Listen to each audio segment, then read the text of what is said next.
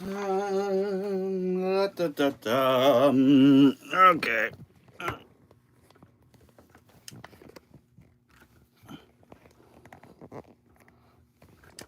All right. There we go.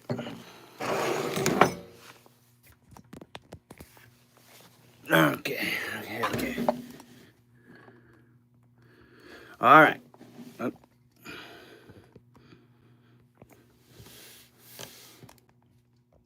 There we go, I think. Okay, that's good. That's good. Hey, everyone. I'm Big John, and welcome to another episode of the Disability Show Live. This week, I want to talk about DVC tips. Now, as you know, DVC is Disney Vacation Club, and we have been members of Disney Vacation Club since 2014, over a decade, which is kind of crazy to think about. Now, they have villas and other special accommodations at many hotels throughout Disney property, at Walt Disney World, Disneyland, over at Vero Beach, Alani, you name it. They have lounges in the parks where you can just chillax. And when you walk into the resort, they say welcome home. And it actually feels like you're coming home. And if you not familiar with DVC, they run under a point system where you get a certain number of points depending on your home resort.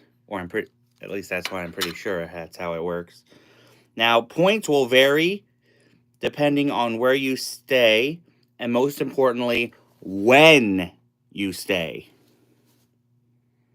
But if you are looking into joining DVC, and if you have the money, I totally recommend it. So anyway, that's my tip. As always, if you have any questions on how to do Disney for people with disabilities, let me know in the chat if you're watching this live, or in the comments if you're watching this later, and I'll make sure it gets into a future episode. And now it's time for this week's Top 5. So when it comes to great dining, Epcot is top notch. I mean, Epcot is probably the park for dining at Disney because it has so much. So this week, we are going to cover my top 5 table service restaurants at Epcot. Number 5, Rose and Crown. Hi, double AA Girls Cam, and hi, Coffee Cakes. All right, if you're just tuning in, we just did my tips about Disney Vacation Club, and now we're about to do my top 5 table service restaurants at Epcot. Hi, Kayla Robinson Chandler. Good to see a lot of people here. And hello, Sisterhood. Wow. If you haven't subscribed, please do. And if you're a big Disney fan, and show it. So as I was saying, we're about to cover my top 5 table service restaurants at Epcot. Number 5, Rose and Crown. Now, we have eaten at Rose and Crown a few times now. Of course, we've eaten there. I'm not drinking anything. This is a souvenir cup from Pizza Planet at Disneyland.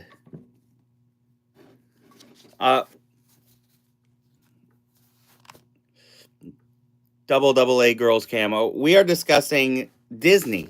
That's what the show's all about. Now, as I was saying, Rose and Crown is a pub in the UK Pavilion. We've eaten there a couple times. We've eaten there during Christmas time once.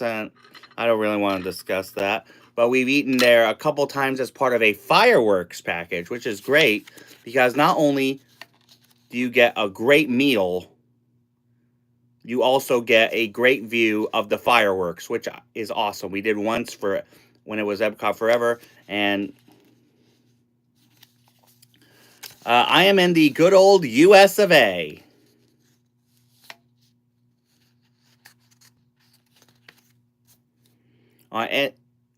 Anyway, continuing on now. Number 4.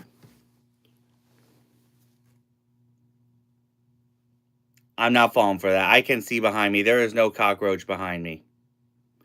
Not falling for that.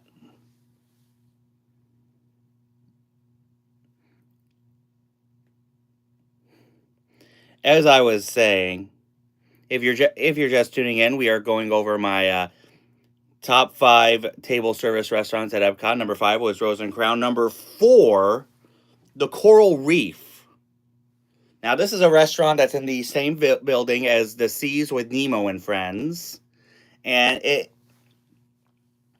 not only does it have great food, you can also. Why, thank you. I do have good taste.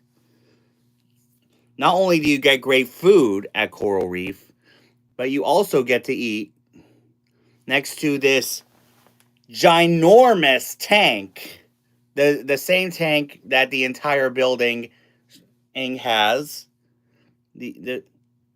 And you can see all sorts of fish, and if you're lucky, you could see scuba divers in there too. Why, thank you, Alyssa Miranda. Disney is pretty much my life. And that's why I do this channel, to help people with disabilities do Disney. But yeah, Coral Reef is great. Great ambiance. It's fun watching the fish swim while you eat. And I'm pretty sure that they don't. I'm pretty sure they don't kill the fish and serve it to your table. I'm pretty sure. But which is more than I can say for number 3, Teppanyaki in the Japan Pavilion. Now, this is my mom's favorite restaurant at Epcot. I put this on here for her because she loves hibachi tables. And me, I'm not a huge fan of it because of all the food being cooked right in my face and all the fire going up in my face. Don't worry, my face hasn't caught on fire yet. But it's awesome. It's great seeing the chefs at work right before your eyes. It's like a dinner and a show, which is what Disney should be. Entertainment while you eat. It's all about the theming. Just like with number 2, Space 220. So, this has been one of Epcot's most popular restaurant ever since it opened 3 years ago. We've eaten there once back in July of 2022 because it's pricey. But it's great. Its theming is wonderful. You start by going up this space elevator to the space station where the restaurant is. You get a great view of space, and if you're lucky, you might see an astronaut go by. It's wonderful. And then when you're done, you take the space elevator back down. One time when we were done and we took the space elevator back down, our person said, "Guys, I have bad news. The elevator is stuck in Tower of Terror mode," which was funny. But yeah, it's a great restaurant, great food, but again, very pricey. And my number 1 restaurant at Epcot, Via Napoli in the Italy Pavilion. If you know me, you know I am a huge pizza guy. And the pizza at Via Napoli, just like the entire pavilion itself, is authentically Italiano. And it's wonderful. I mean, they have these giant stone heads which serve as the ovens. And it's wonderful. It actually feels like you're actually at a pizzeria in Italy. It really does. Again, the theming is important. Everything fits the theme. The food, the costumes worn by the cast members. That's what Disney's all about. So anyway, let me know in the chat or in the comments what your favorite Epcot restaurant is. And now it is time for Diz or Dat. So on both coasts, they have a race car ride in Tomorrowland that's both relaxing and thrilling. At Disneyland, it's Autopia, which I think is much longer. It has better scenery, and I think it's themed a whole lot better. And at the Magic Kingdom, it's the Tomorrowland Speedway with those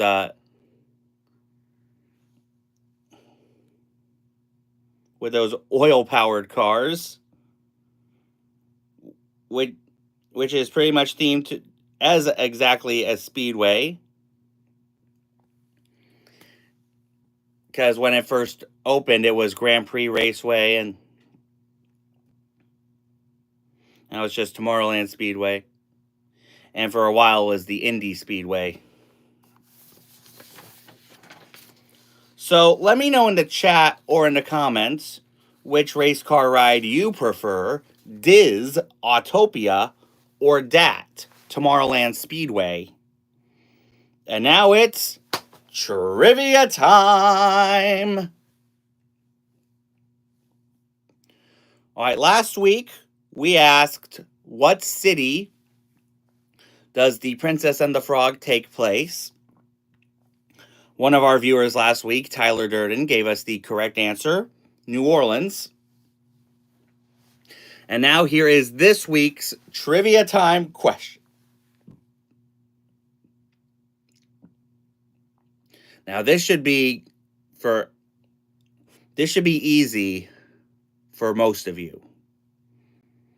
Who said it's kind of fun to do the impossible? Be the first one in the chat or in the comments with the correct answer, and you will receive 100 cool points. So, a lot has been happening at the parks, mainly at Disney's Hollywood Studios. So, the demolition of the Muppets Courtyard is now underway. And from the pictures, the old Muppet store is being wrecked down piece by heartbreaking piece. I loved Muppets Courtyard. I loved Muppet Vision 3D. I loved the Muppets. Don't get me wrong, I am looking forward to Monsters Inc. Land. But it breaks my heart to see this was the direction that Disney decided to go with for this Monsters Inc. Land. Because Muppet Vision 3D was more than a film.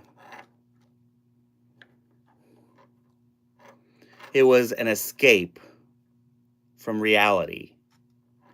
I mean, all of Disney is. But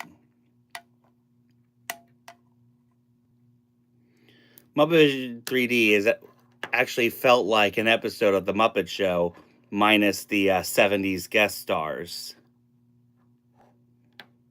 And I know that Brian Henson says that there is hope that the show might be preserved for something else. My hot take, and also a hot take of one of my fellow camp counselors, Carlotta, if you're watching, is that they should put Laugh Floor in the new Monsters Inc. land and put Muppet Vision 3D in Tomorrowland at the Magic Kingdom somehow. That would be great. Disney, if you're watching, please make that happen. I want some sort of announcement like that at Destination D. Please. Please.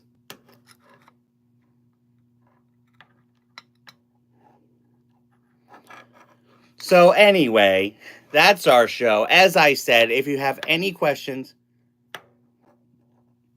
I can dream, Ari Coleman.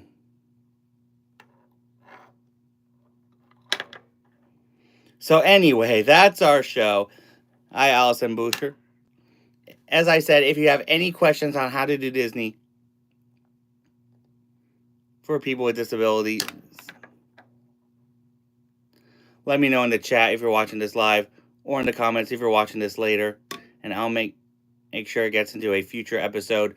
For this week's shout-outs, make sure you guys check out Just a Guy and a Girl. They do great live streams from Disneyland. Definitely check them out. Also, make sure you guys check out Adam the Woo over at the Daily Woo. He does great vlogs from Disneyland, Walt Disney World, and everywhere in between. Definitely check him out. Also, make sure you guys check out Samantha Lowe.